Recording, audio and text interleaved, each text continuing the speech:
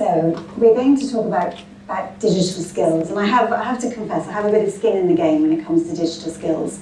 For anyone who knows a little bit about me, I've worked for many, many years in digital impact and digital skills. Just to give you a little bit of background, when I was at the BBC's head of strategic delivery, I was part of the group that helped launch the BBC 𝗕𝗂𝗶𝗹𝗶, which has now helped millions of children all over the world and is in more than 100 countries. And I then went on to become chief exec. And then I joined BT Group. My first job there as director of digital impact was to help 10 million people with their digital skills. And that was small businesses, that was older and more vulnerable people, that was children, families, a whole range of people. So I've been working in that kind of angle of the sector for many, many years, and I care about it passionately. So it gives me enormous pleasure to share today. And rather than me do the summary of everybody, I'd like them to introduce themselves. I'd like to start to invite them to kind of give a little bit of an elevator pitch about who they are, why they care about digital skills, and a little bit about their organisation. I'm going to start with you, Juliet. Thank you. Hi, so I'm Juliet Leach. I'm the Transformation Director at 𝗕𝗂𝗶𝗹𝗶𝗍. So 𝗕𝗂𝗶𝗍 sort of operates at sort of the intersection between employers, academia, and government to really sort of design and accredit digital skilled courses across the UK, whether they're degrees, degree apprenticeships, or courses delivered by private training providers. So how that works is we really bring the employees around the table to say what are the core competencies, what are the core skills that you need in your sector for these students, these graduates to come out at the other side to be work ready, to be employable. So that's a sort of key area of what we do, and it's not just the new recruits coming into the tech sector, or indeed, as we've heard today, actually any sector, because tech underpins so much. It's also about the people that are in work or even changing careers, and that continual upskilling, and those courses needed to do that. So that's it. Thank you very much, and Sam, over to you. My name is Sam Crowley. I'm Digital Capability and Future Skills Lead at the University of the West of England. So that's the university in Bristol. It has 36,000 students, 4,200 staff, and for many of my years there I worked in the Learning Development Centre as a learning development consultant that focused on digital skills and developed a digital skills programme for staff members. I'm now part of the Digital Learning Service, which has been introduced as a result of the 𝗂𝗎 2030 strategy. It focused very much on digital and the fact that we wanted our students to be ready to work, and digital is such a massive part of that we now have a whole area dedicated. I'm just one of the lead roles within that area, and I don't work necessarily with students who are already on digital courses, but all the other courses, trying to upskill them to a really good level of digital capability. And actually, as we heard earlier in the tech ecosystems conversation, that's the kind of the nub of it, isn't it? Is infusing digital skills in everything. Yeah, absolutely. Super Definitely the digital learning service. Yeah, exactly. Brilliant. Dan, over to you. Thank you. Infusing it in everything is where I come in as well. So I'm Dan. I lead a charity called CAST. We used to be called the Centre for the Acceleration of Social Technology, but that's a stupid name, so we're now just called CAST. So we were set up specifically to help other social organisations, mission-driven organisations, figure out how to use digital in their work, whether to respond to how their communities are using digital to ensure their services and support are in the place where they can be found and used, or to support charities to develop their digital skills so they can engage with those who are furthest from digital inclusion at the moment.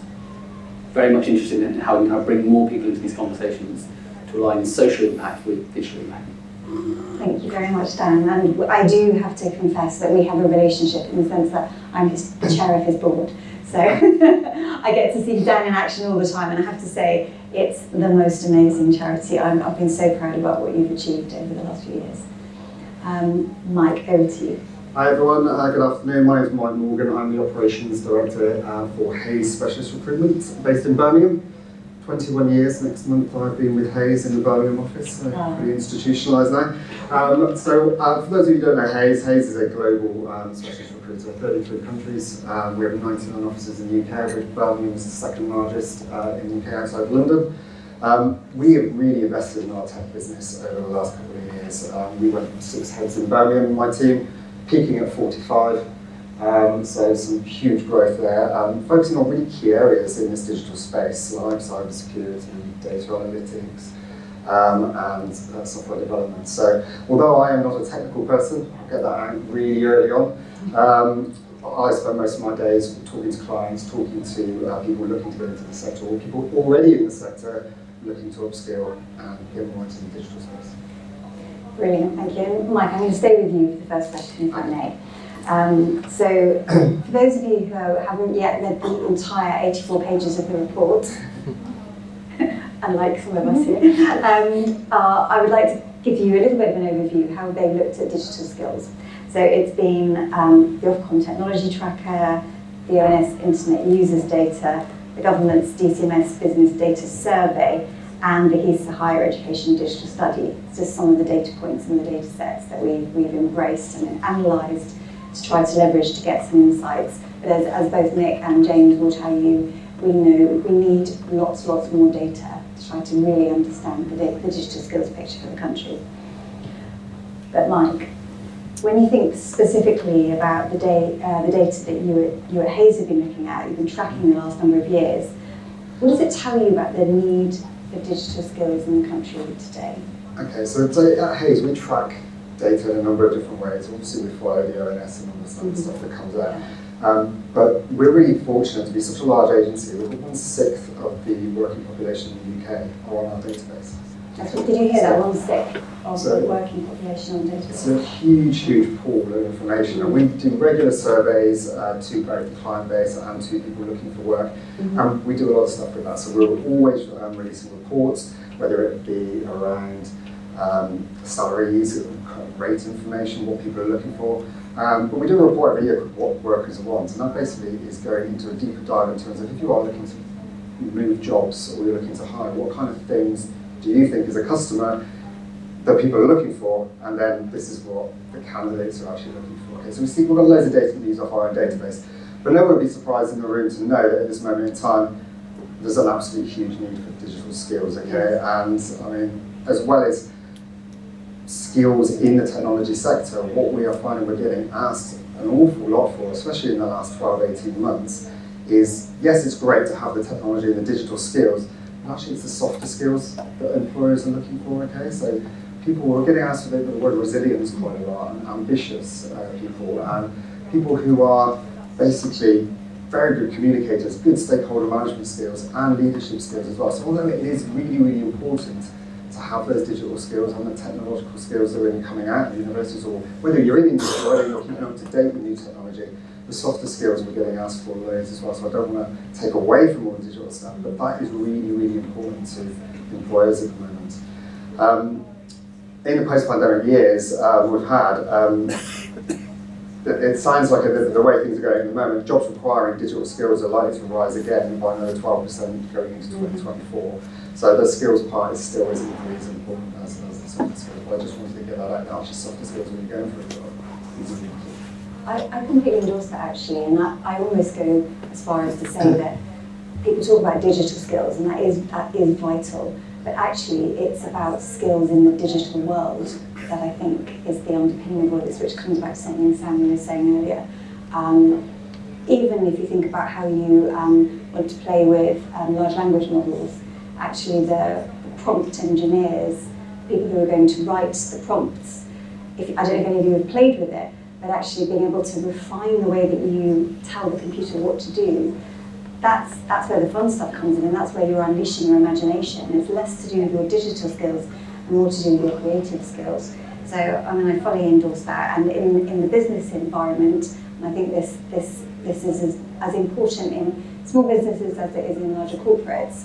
It's around being able to do relationship management, communication in a digital world. So I think what we mean by digital skills is it's a really interesting question. So it will bring me beautifully, actually, Sam, into the question I'd quite like to unpack with you. How's the role of further education had to adapt to ensure that students are set up for success in this digital changing world? So when I first started at the university, so about 5 years ago, we had lots of digital learning systems. and I had to train digital learning systems, but the thing is nobody uses them in the real world, so they're not teaching students skills that they need for their jobs. So what we're moving towards, what we're transitioning, is using business tools for education. So that's, I think, one of the biggest changes that have taken place, to make sure that when they leave they're very competent with Microsoft Teams, they're very competent with Outlook. We've also introduced very recently another industry tool, Adobe Express. So every student at UE now has Adobe Express, and we're hoping to embed that into teaching and learning as well. So that's another skill that they'll have that will actually be of interest to employers. And being able to articulate what they're learning. So it's not just us saying, right, you learn how to use Teams, but the students recognising that that's a business skill. And so when they go to interview, to actually be able to articulate the extras that they got from university. And are you finding that they're enjoying that opportunity to be, having a bit more of a diverse approach to their own education, setting themselves up for success when they go into the world of work? I think so. I think the projects we're using now, they're just basically more exciting than digital learning tools anyway. So, that's something that certainly, I feel it gives students more enthusiasm towards those skills and tools. But we're also, we're putting some really good projects together. So we've got something called a digital makerspace, 𝗕𝗂𝗶𝗹𝗀. So we've got microbits in there, we've got 3D printers, we've got immersive technology for students to come in and play with, to encourage them to increase their digital capability that way. And also student digital leaders who are leading us in how students might like to engage with us. Because we're all quite old, so what do we know? So getting these student digital leaders involved, so how can we take this out to the masses? Well, I'd just like to pick up what you just said about, like I said, us all getting quite old. What's quite interesting about technology, and we're a variety of different ages in the room here, but technology is constantly evolving, and we're talking about digital skills in a changing world. So, I'm thinking about the older generations who may well have been expert in their fields when they were using the types of technology that they had at their fingertips when they were doing their jobs. They may be less adept at using some of the digital tools that are coming through now. So it's actually about, you use the word resilient actually, right? But thinking about the different types of skills that keep you on top of your game, and how do you adapt to things that are new and different. So it's less about learning a particular software or hardware, and more about learning to be adaptable and flexible when you're approaching how to go about learning a new thing. What kind of problem-solving skills do you need to have? How can you master something quickly and easily? How can you get to grips with it and not let it intimidate you? And I think that's what you're kind of getting at as well. I think what we're talking about is digital curiosity, because you can't train everything. You can't put someone on a training session, oh, you're digitally skilled now. But you can give them the tools to learn for themselves and to be digitally curious as to what's next and what will help them and what will improve their processes.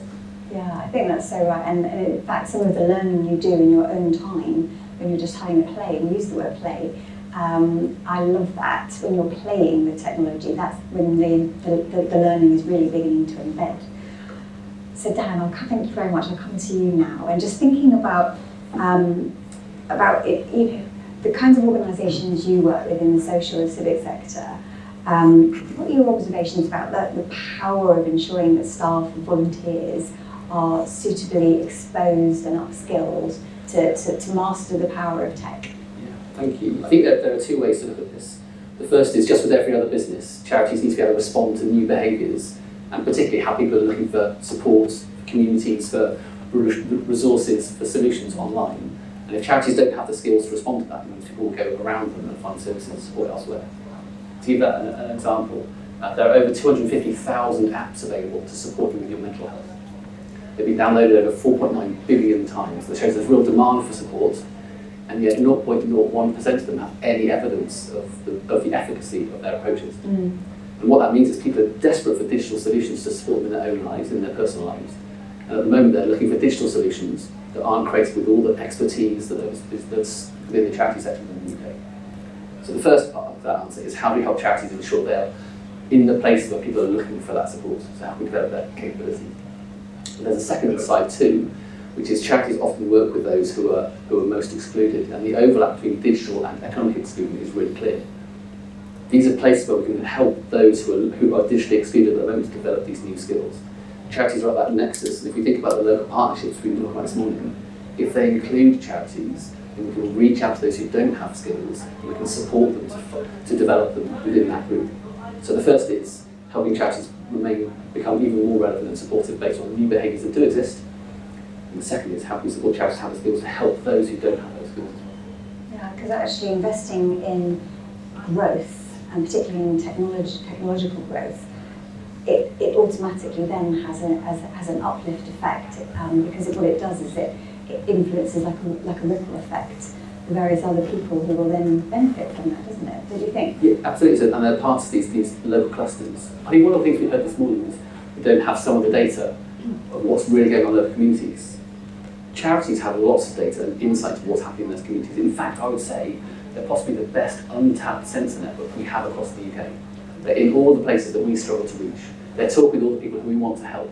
So if we can bring them into this work, then we can help them. And absolutely right, we'll see later about that. I actually think that's a really good insight. And please, anyone here who has influence, please, I would take on board that kind of almost like that call to action.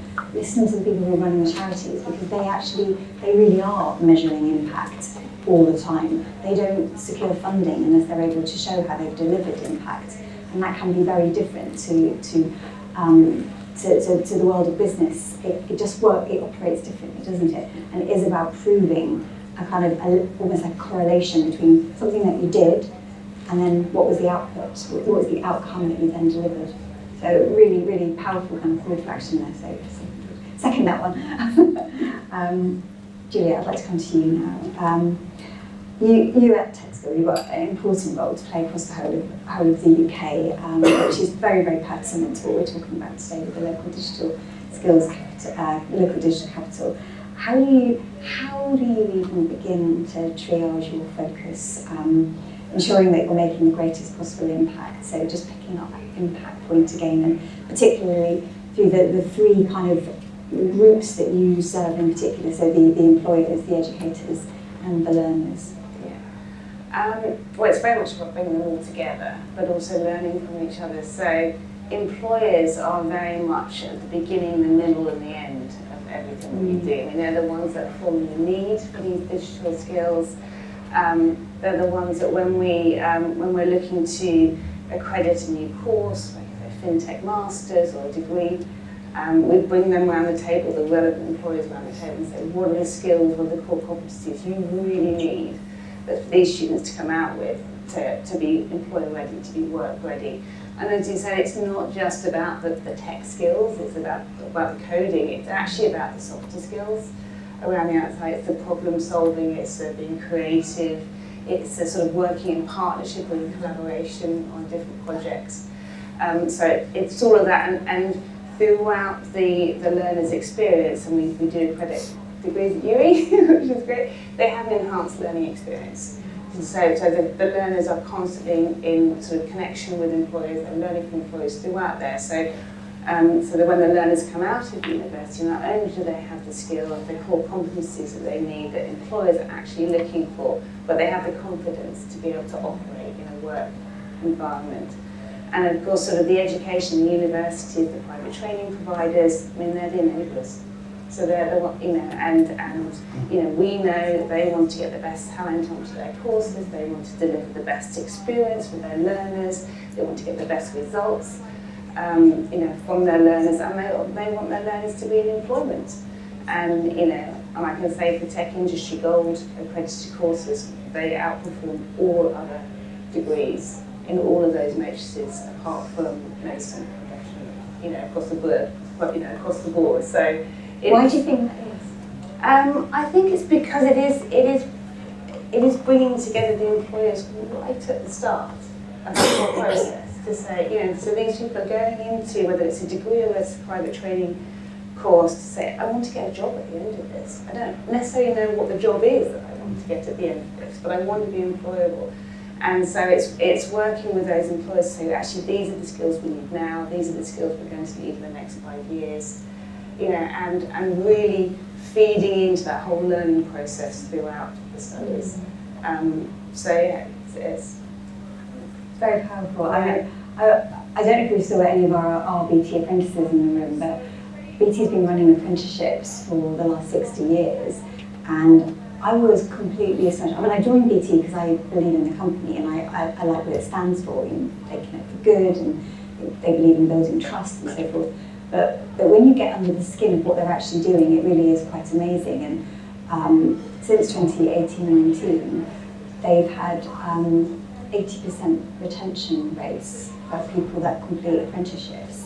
That is quite staggering, 80% retention rates. And since 2017, there's been 13,600 apprenticeships have come to work at BT. So we're talking large amounts of people, and they've loved the experience as well. We've been voted the second in the top 100 of apprenticeship providers. And it is that relationship, isn't it? It is that relationship, and it delivers better results. I mean, you know, I think 92% of students on Tech Industry Gold degree apprenticeship schemes, 92% get a first or a 2-1. Wow. You know, 88% of students on Tech Industry Gold degrees get a first or a 2-1.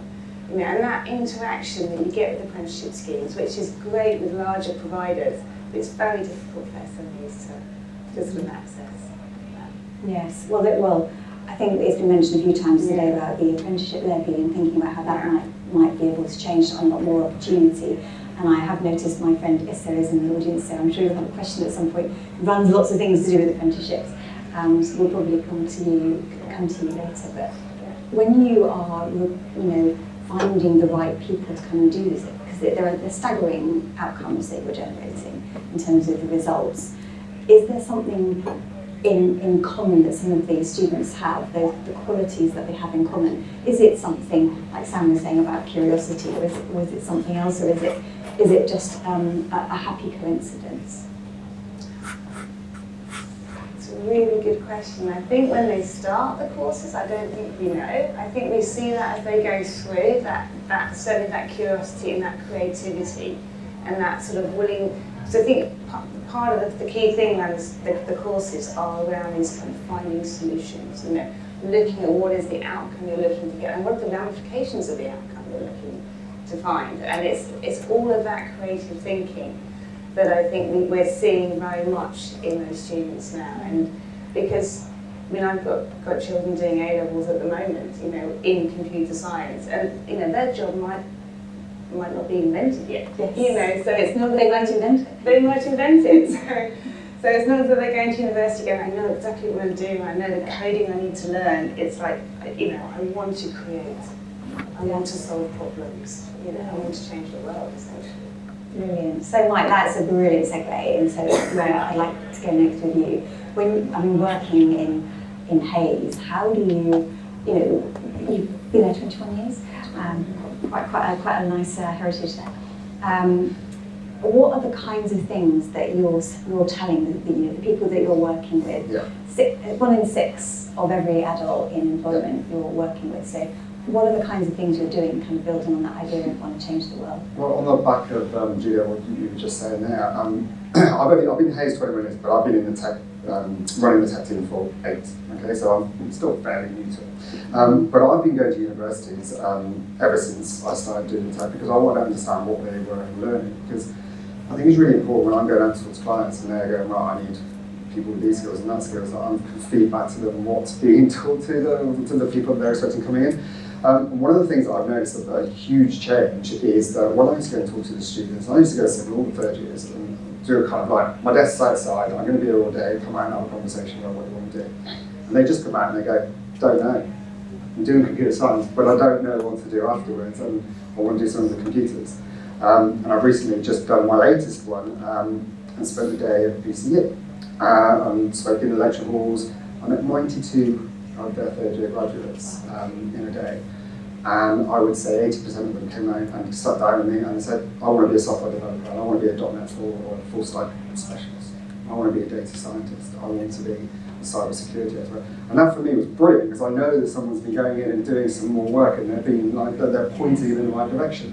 One of the biggest things that I'm really passionate about is keeping the digital skills that we have in Birmingham, coming out of the universities in Birmingham. Yeah. You know, a lot of them over the last 4 or 5 years would get scooped up by the big banks and taken down to London. And actually, it's really, I feel really passionate about going, you know, we're spending all this time on this. We need to keep them in Birmingham and use them for our startups and our scale-ups and our SMEs and corporates in Birmingham. So that's one of the biggest things that I've seen change over the last 8 years in tech, which I'm quite excited about. That's brilliant. And Sam, just picking up on that, like, what are the kinds of things you're telling your students? Because presumably there are lots of people that go to the University of West of England who are local students, but there's plenty of others who come from all over the rest of the country. What kind of the practical steps you're helping them get to grips with before, during and after they do their education? I think I've got two hats for this. So before they join even, I've got a son who's 15 who's in the second year of his GCSEs. He can set up a Discord server, but he hasn't got basic keyboard skills. And I watch him doing stuff, I'm like, why are you doing that? There's a much easier way. So I would really encourage more basic digital skills to be taught in primary and secondary.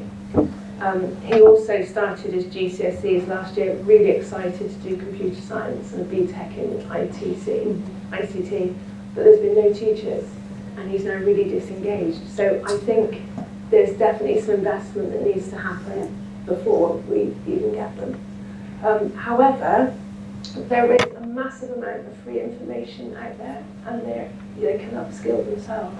I mean, all the Microsoft free training that's available, so much that they can actually engage with before they even get to university. When they do get to university, they should find a massive amount of help available. The library services are always providing digital skills sessions. AI, of course, has now been added to that. And there's always the opportunity to engage with things like LinkedIn Learning, which has got a massive amount of content available.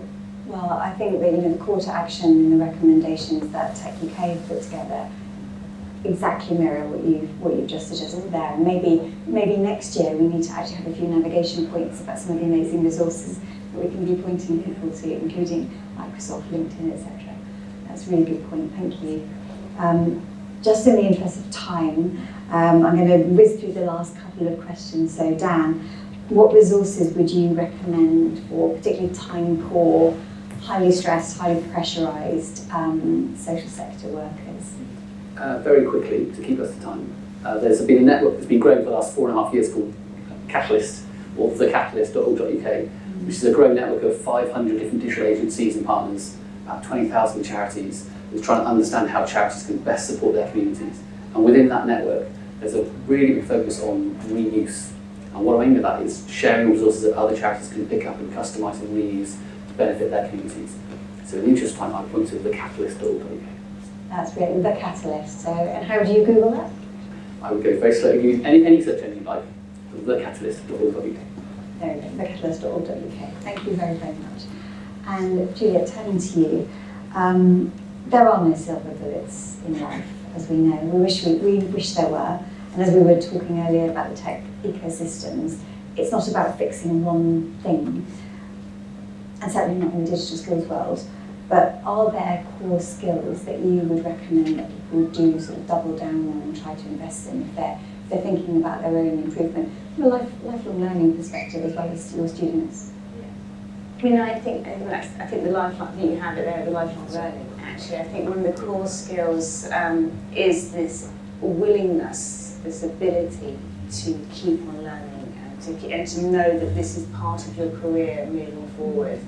You know, before the tech world, I was in architecture, and that continuous professional development is just a core thing that all architects do constantly, and you have to be doing that. And I think all of us, in whatever job we're doing, whether we're actually in the tech sector or within any other industry, but obviously we all use tech, is that understanding that we will have to be doing this continually. Yes. And it's that willingness, that openness to say, yes, what is the next new tool that I can use that will help me do my job, you know, and I think that's, so I think we all get very stuck in, I'm quite happy with my Microsoft Word, thank you very much, and I don't really want to go any further.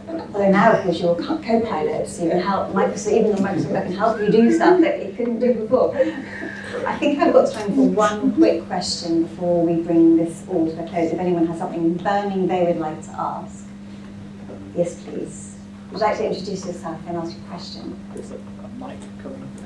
Oh, sorry, yes. Mike is jogging down the corridor. This chap here with the jacket. Thank you. So, my name's Richard, I'm the CTO for a company called 𝗕𝗂𝗶𝗹𝗱𝗶, Just based in... speak up a little. Oh, sorry, is that better? Hi. Richard, CTO for 𝗕𝗂𝗶𝗹𝗱𝗶. As an employer, I've got 15 roles to fill in the next 6 months. My biggest worry is not necessarily the skills, but it's the soft skills. I think Mike, I don't know if you've been listening in our boardroom conversations, but a lot of the points that you've raised have been the exact things we've been talking about. The soft skills is finding those individuals that have the capability to, and the curiosity more than anything. You know, a lot of our patents, some of our best patents have been made by people who aren't necessarily employed from a tech perspective. But I think you've addressed that worry a lot. But the other area is, how do smaller, more niche-focused startups are able to attract this talent that's coming through, where they're not being stewed up by the primes, you know, with cybersecurity. So we do look for certain types of folk. How do we compete against that? Where a lot, I understand why the students go for it, because it's big names on their CVs. I would do the same thing. But for a startup, it's hard to make it attractive, regardless of how much we offer and the environment that we create. Thank you very much, Richard. This is your grand finale answer. Is anyone burning to jump in with an answer? I'll jump in with this one. Go for it. It's a question we get asked all the time, okay? We deal with startups and scale-ups as well as SMEs and big corporates, and we get this question across everything, okay? It's really, really important, okay, to have a very, very strong employee EVP, okay? Having your story, and you've got to create a story. Why would somebody come and want to work for you rather than a large corporate? Right? Where are you going? What are your values? What is your mission statement? Having really strong ED&I policies. Right? This is going back 10 years ago, I would never have been asked about ED&I policies or sustainability policies or any of the stuff that we hear about now. I get pretty much asked it every single time I'm employing my own people. That's one of the first questions they ask, okay? But it's having a strong story that they can connect to in terms of what you stand for, okay? As an organisation will give you an edge over other people, okay? Really clear, really concise, easy to find information, and having a kind of conversational interview with them, rather than hitting them with a load of competency-based questions. Can you do this? Tell me when you've done this. Get to know them. Get to know what makes them tick and what motivates them, and then you can play on those. Brilliant. That's a lovely insight. Quick 20 seconds each. What's the one thing you want to have changed as a result of this week and the conversations we're having stimulate today? Dan, may I start with you? Yeah, so I mentioned at the start that I think charities are the best untapped centre network in the country, in the UK. So I think there's something about how do we create partnerships that tap into those places that they're working, the insight they have the data, but not purely from altruistic reasons, to help charities and help communities. There are 800,000 people that work in the charity sector. There are 7 million volunteers that engage with charities every year. There was, from 2020, there was £4 billion given to charities to use of digital work. So if we can connect your businesses, your work into this sector, then it benefits them, but it'll hopefully also benefit all of us. Thank you. Sam? I probably would reframe digital skills to be digital curiosity and bring in that lifelong learning. I think we talk about digital skills a lot, but people don't necessarily always know what they are or what they need to focus on. So yeah, digital curiosity. Love that, Sam. Thank you. Julia? I think it's that collaboration between employers, education and local government. Actually bringing them together in areas that we can see where the inequalities are, keeping them in the areas when they've gone through their sort of further education training, but also enabling the employers, especially SMEs to go into the university to have that interaction all the way through. Perfect. Mike? Goodness, mixture of all, I think.